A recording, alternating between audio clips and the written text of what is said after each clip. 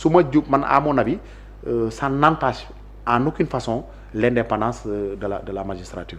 alors ci leneen maître ñu ci indil leeral parce que jaaroon na fi tamit bëri woon na coow mu di l'affaire Mame Mbaye Niang Ousmane Sonko alors débat bi reveniraat na quand même ci ndax Ousmane Sonko quand même dina mën a am li ne éligibilité bi ko mën a bokkloo ci élection yi en 2029 Mame Mbaye Niang ñëw na àdduna ci quand même nier l'existence de ce rapport là le président de PASTEF keroog mu taxawee nee na am na ko te dina ko jébbal pôle judiciaire financier ngir itam ñu def ci la ca war foofu ban leeral nga ñu mën a indil. non effectivement d'abord pour dire que le rapport moom a toujours existé. le rapport moom non le rapport am na bu yàgg. li am mooy dans ce dossier là parfois su ma déggee ñenn ñi di wax di remettre en cause parfois l'éligibilité du président Ousmane Sonko parfois ree daf may jàpp mais juridiquement amul lenn luy entacher l'éligibilité du président Ousmane Sonko parce que soo analyser cette affaire là le premier ministre à l'époque a été condamné pour diffamation. Oui.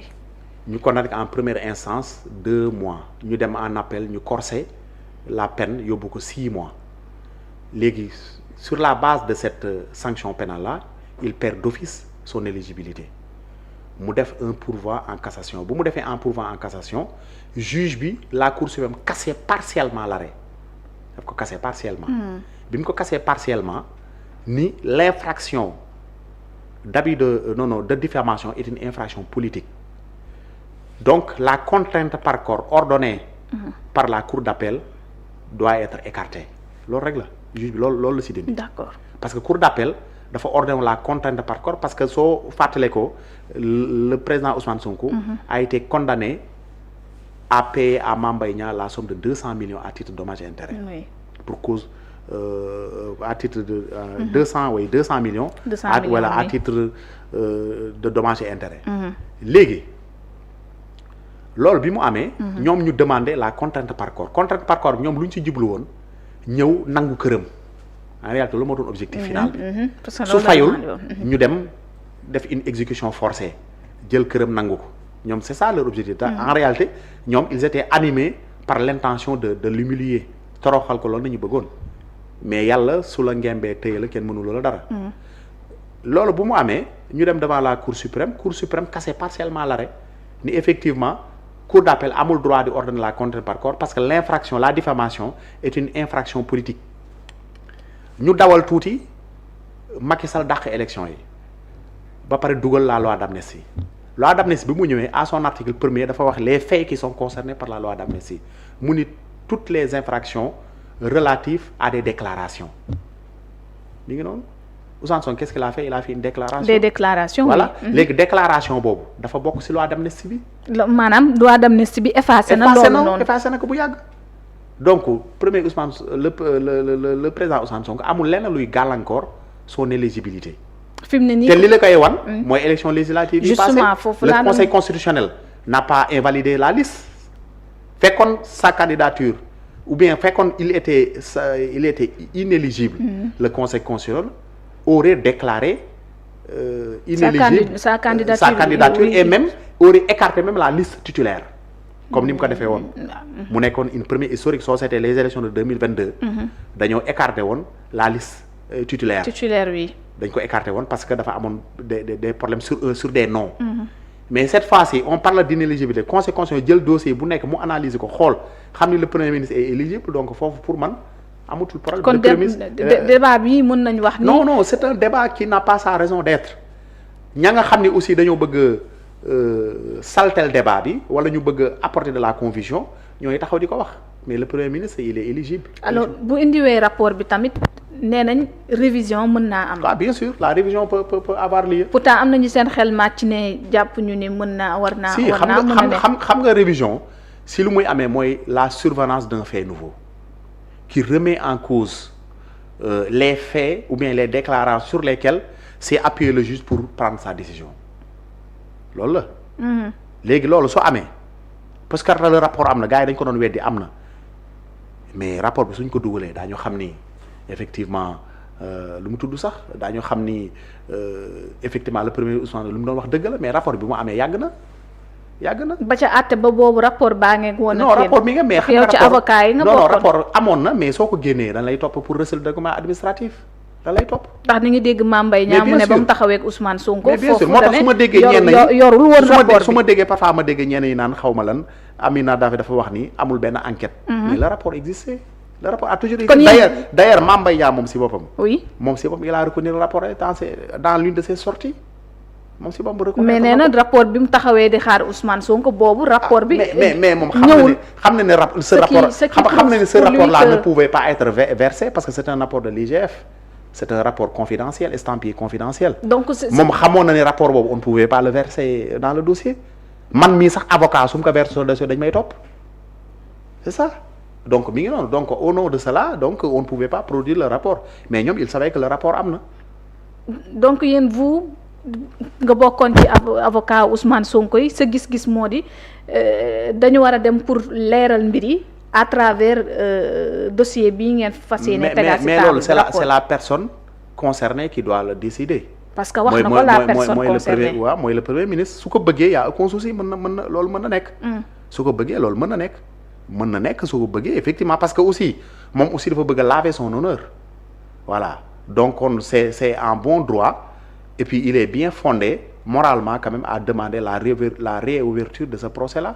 Pour ñu permettre aussi mu setal deram parce que aussi wax nañ ko fi lu ne jiiñ nañ ko lu ne fu nekk dëkkal nañ ko fa mais l'histoire a montré toujours que li ñu ko doon wax yëpp amul.